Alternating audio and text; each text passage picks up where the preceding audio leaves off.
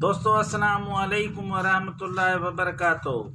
मैं आपको आज बहुत हैरत अंगेज़ एक रोगन किस्मा के नाम से अपना वो नुस्खा बता रहा हूँ जो मैं ज़्यादातर इसको सेल करता हूँ, और ये मेरे सीने का राज है जो आप नाज़रीन को बता रहा हूँ। ये घुटनों के दर्द का अक्सरी इलाज है, न कि घुटनों के दर्द का, लेकिन कंधों के दर्द का। जहाँ भी दर्द हो उसी दर्द का, इससे बढ़कर कोई आयल नहीं।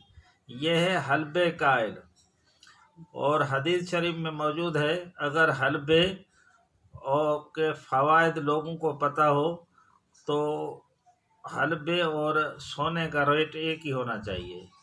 हलबा असल में मेथरे को कहते हैं, सिंधी में मेथी को कहते हैं।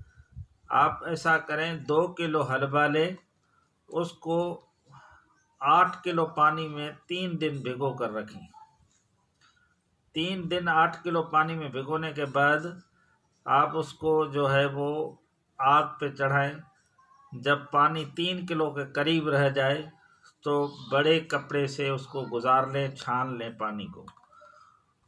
फिर उसमें आप उसी पानी में कुश्त तलख 50 ग्राम, बाबूना 50 ग्राम और जो जंजबील 50 ग्राम, ये 3 चीज़ें कूट कर उसी पानी में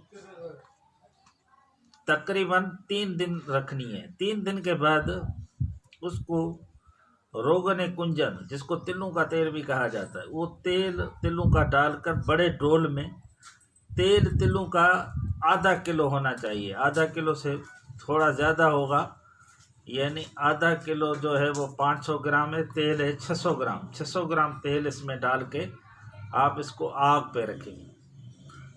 आग धीमी होनी चाहिए क्योंकि इसमें आग का ख़तरा होता है। याद रहे, आग देने से बहुत एहतियात से काम लेना, वरना तो आग से ये जल जाता है। आग लग जाती है और पूरे की पूरा जो है वो ख़तरा होता है।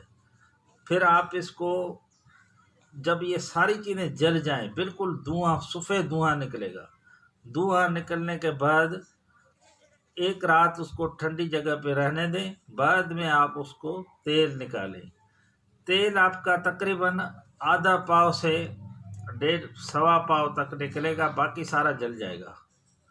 आधा पाव या आधा पाव से थोड़ा ज़्यादा निकलेगा, पाव से थोड़ा कम निकलेगा, बाकी जल जाएगा।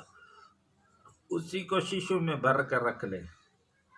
और घुटने में दर्द है तो बस एक बार मालिश करें रोज़ाना। और ये बड़ी बात है कि घुटने के अंदर जो मिख ख़त्म हो जाती है या घुटने करवाट करते हैं, वो भी ये आयल सही कर देता है। मैं हकीम मोहम्मद ख़ान, पाकिस्तान, सिंध से, और मेरा नंबर है 0300 2760 725। ये बना बनाया तेल भी किसी को चाहिए तो हाज़िर खिदमत है, और वरना तो ये नुस्खा भी मैंने दे दिया है। अस्सलामु अलैकुम। पाकिस्तान जिंदाबाद।